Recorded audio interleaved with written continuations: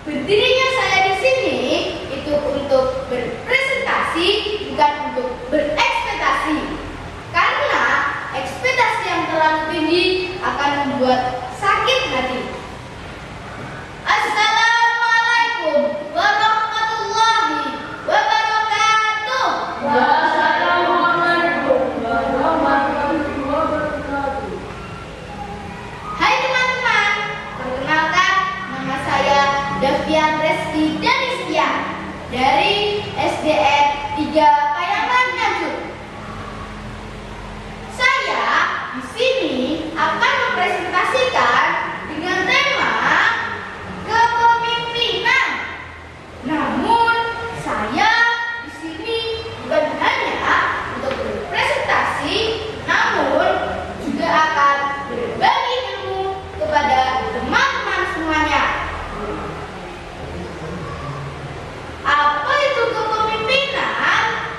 Kepemimpinan adalah kemampuan seseorang untuk mempengaruhi dan memotivasi diri sendiri maupun orang lain.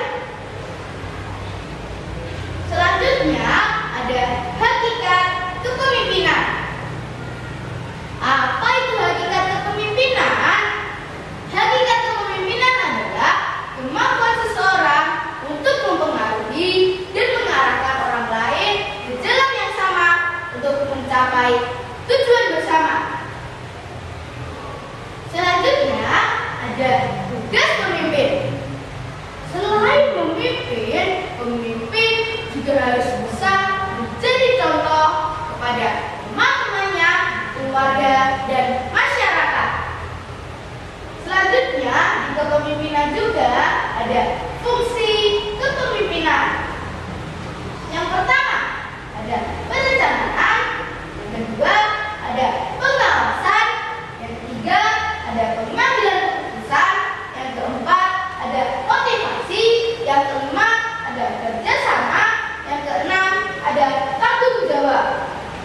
Saya akan menjabarkan fungsi kepemimpinan ini menjadi 3 yang paling sering digunakan. Yang pertama, ada fungsi kepemimpinan perencanaan. Sebagai pemimpin, kita harus bisa menyusun rencana dengan matang dan bijak. Selanjutnya, ada motivasi. Selain memotivasi orang lain, pemimpin juga harus bisa memotivasi diri sendiri untuk menjadi yang terbaik. Selanjutnya, ada kerjasama. Seorang pemimpin harus bisa membangun kerjasama yang baik dan matang untuk mencapai tujuan bersama. Selanjutnya, ada tipe-tipe pemimpin. Yang pertama, ada tipe pemimpin diktatoris. Tipe pemimpin ini adalah tipe pemimpin yang berkuasa secara mutlak dan memaksa anggotanya untuk patuh dengannya. Contoh, Kim Jong-un, Presiden Korea Utara. Yang kedua, ada tipe pemimpin otokratis. Tipe pemimpin ini adalah tipe pemimpin yang tidak sama sekali melibatkan anggotanya saat membuat keputusan maupun ide-ide yang telah dia pikirkan. Selanjutnya, yang ketiga, ada tipe pemimpin demokratis. Tipe pemimpin ini adalah tipe pemimpin yang selalu melibatkan anggotanya dalam memikirkan ide-ide dan rencana yang telah dia pikirkan. Contoh, Presiden B.J. Habibie dari Indonesia. Selain memimpin dan menjadi contoh, tidak cukup hanya itu. Kita sebagai pemimpin juga harus bisa berkomunikasi dengan baik.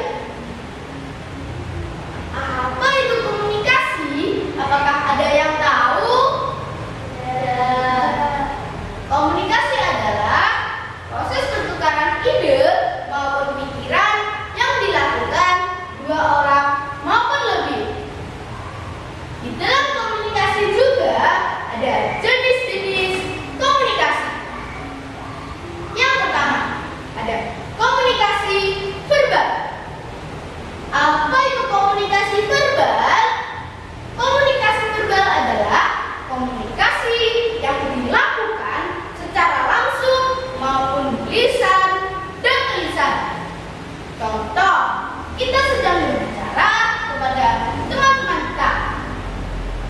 Selanjutnya, ada komunikasi nonverbal. Apa itu komunikasi nonverbal? Apakah ada yang tahu? Tidak. Komunikasi nonverbal adalah komunikasi yang tidak dilakukan secara langsung maupun lisan dan tulisan. Contoh, bahasa isyarat, gerak tubuh, dan ekspresi wajah. Di dalam komunikasi juga ada unsur-unsur komunikasi. Yang pertama, ada pesan. Yang kedua, ada komunikator. Yang ketiga, ada komunikan. Yang keempat, ada media. Yang kelima, ada umpan balik.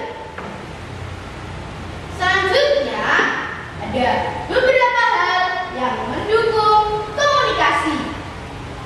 Yang pertama, kenali diri sendiri. Yang kedua, kenali orang lain. Yang ketiga, mau mendengarkan. Ada juga lawan dari mendukung komunikasi, yaitu hal-hal yang menghambat komunikasi. Yang pertama, ada orang-orang yang egois. Yang kedua, ada orang-orang yang pemarah. Yang ketiga, ada orang-orang yang lingkungannya buruk. Apa saja penerapan kita sebagai kepemimpinan? Yang pertama, memimpin diri sendiri. Yang kedua, berperan aktif. Yang ketiga, menjadi contoh. Yang keempat, memberi dukungan. Yang kelima, berpartisipasi. Saya akan menjabarkan kelima ini menjadi 3 yang paling sering digunakan. Yang pertama, memimpin diri sendiri. Anggota